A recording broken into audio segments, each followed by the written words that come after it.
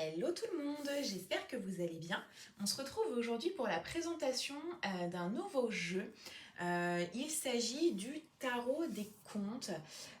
C'est un vieux jeu, un vieux deck qui a été édité il y a très très longtemps. Donc c'est de Lisa Hunt. Et donc les illustrations des différentes arcanes font référence à différents contes que l'on connaît, comme là par exemple sur l'illustration de la boîte principale, on a le petit chaperon rouge avec le grand méchant loup qui est juste derrière. Sur des vidéos YouTube de présentation de différents jeux de tarot, etc. J'avais repéré ce deck-là. J'avais vraiment eu un coup de cœur, je l'ai trouvé vraiment très très beau et très poétique et les illustrations sont vraiment sublimes, très détaillées. J'aimais vraiment beaucoup. Malheureusement, il n'est plus édité en français. J'ai regardé également les versions anglaises, il n'est plus édité non plus, il est out of stock partout. Je n'avais réussi à retrouver, je crois, qu'une version allemande ou une version espagnole, sachant que l'allemand, je ne le comprends pas. J'ai pas fait allemand LV1 ou LV2 quand j'étais en études, donc je me suis tournée tout naturellement vers la version espagnole, puisque pour le coup, je maîtrise l'espagnol. C'est voilà, la langue que j'avais choisie en LV2 durant mes années depuis le collège jusqu'en études supérieures. Et voilà, j'étais partie également à l'étranger, en Espagne, pendant plusieurs mois. Donc je me débrouille plutôt pas trop mal, même si j'en ai perdu. Donc voilà. Du coup, s'il s'agit du... Donc il se présente comme ça. Ce sont les éditions Sirio, donc des éditions espagnoles que je ne connais pas du tout. Le coffret se présente comme ceci. Il est très très gros, mais pour autant il est très beau. Donc le voici sur le côté et il s'ouvre de façon un peu particulière. Alors c'est vraiment un truc en carton, c'est pas top top, hein. Moi j'aime pas trop ça, vous voyez, c'est pas du solide. Et à l'intérieur on a donc le guidebook qui est là, qui est énorme, que je vais même pas sortir, mais il est ici, il est en noir et blanc, illustré et forcément tout en espagnol. Donc voilà, tac. Et ensuite, on a à nouveau le jeu de tarot dans une tote box. Donc, c'est pas l'idéal, hein. Enfin, clairement, c'est vraiment parce que je le voulais absolument et je savais qu'il ne serait pas réédité. C'est vraiment limite du collector maintenant.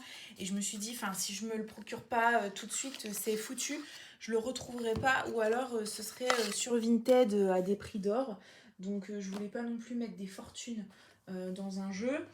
Euh, il n'y a pas le prix sur la boîte, je sais pas combien je l'ai payé, mais ça allait, c'était raisonnable, hein. Sincèrement, j'ai pas dû le payer plus de 30 euros, certainement aux alentours de 20 euros, quelque chose comme ça.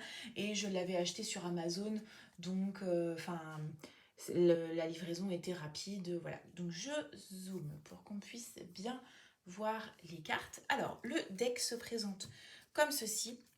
Donc les tranches sont neutres. Le dos est vraiment très très simple, hein. On est sur des decks, j'ai envie de dire première génération. Donc on était sur des trucs pas trop fancy, on va dire. Le dos est réversible. Hop. Et donc ensuite on a les illustrations. Donc il n'y a pas de bordure. Elles sont vraiment full card. Et on a, pardon, je fais bouger le trépied, et on a juste ici une petite banderole un peu style parchemin avec le numéro de la carte ainsi que le nom. Donc elles ont été renommées pour certaines d'entre elles. Donc normalement la première carte c'est le fou. Là en l'occurrence c'est renommé la Innocentia, donc l'innocence, ici représentée par le petit chaperon rouge. Donc c'est parti, on y va, on va faire défiler les cartes. Donc le magicien qui a été renommé le mage, euh, la grande prêtresse qui a été renommée la sorcière, donc la bruja. Et voilà, ainsi de suite. Je vais continuer de faire défiler les cartes, mais comme vous pourrez le constater, la plupart des cartes sont renommées dans les arcanes majeures. Tac, donc c'est parti. Et à chaque fois, vous pourrez voir effectivement au niveau des illustrations, comme là le chaboté, des références à différents contes que l'on a connus lorsque l'on était jeune. Alors, je les connais pas tous, hein, clairement, j'ai pas la ref de tous les contes euh, qui sont illustrés ici. Donc voilà, le guidebook, c'est pour ça que je voulais un guidebook que j'étais capable de comprendre et c'est là où la version allemande, clairement, c'était impossible pour moi parce que j'aurais été incapable de pouvoir consulter le guidebook et donc là, ça doit être réponse, je pense. J'aurais été incapable de pouvoir lire toutes les explications en lien avec l'illustration et le conte particulièrement choisi pour illustrer l'énergie de la carte.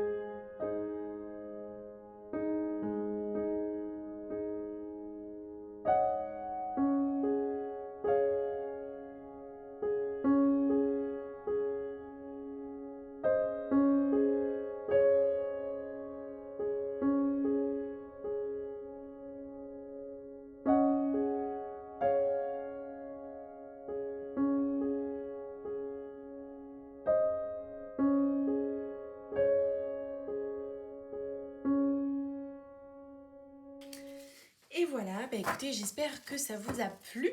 J'en ai pas parlé, mais au niveau de la qualité de carte, bah, on est sur un truc standard, hein, voilà, la carte en carton assez fine, c'est pas une qualité de ouf. Enfin voilà, on est vraiment sur moi ce que j'appelle les decks première génération, les trucs un peu old school, euh, où voilà, au niveau de l'édition, on restait vraiment sur du basique. Mais pour moi, c'est vraiment un deck de collection. Les illustrations sont vraiment très belles, hein, comme je disais au niveau des couleurs, des dessins, des détails. Enfin, je le trouve vraiment très très très très beau. Il me fait penser un petit peu... comment il s'appelle? J'ai perdu le nom. Donc oui, du coup, je disais, il me fait penser un petit peu au Slavic Legends Tarot des studios Taroteka que je vous remettrai en lien dans le petit i.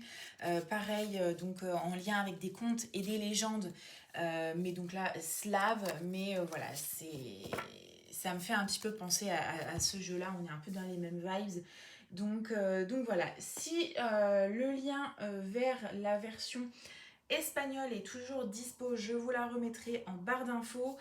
Si j'ai pas dit de bêtises, hein, normalement il y a aussi une version allemande. Si je la trouve, je vous la mets aussi en barre d'infos selon ce que vous maîtrisez le mieux en langue étrangère. Après, si vous avez la chance de trouver une version française ou même anglaise, tant mieux pour vous.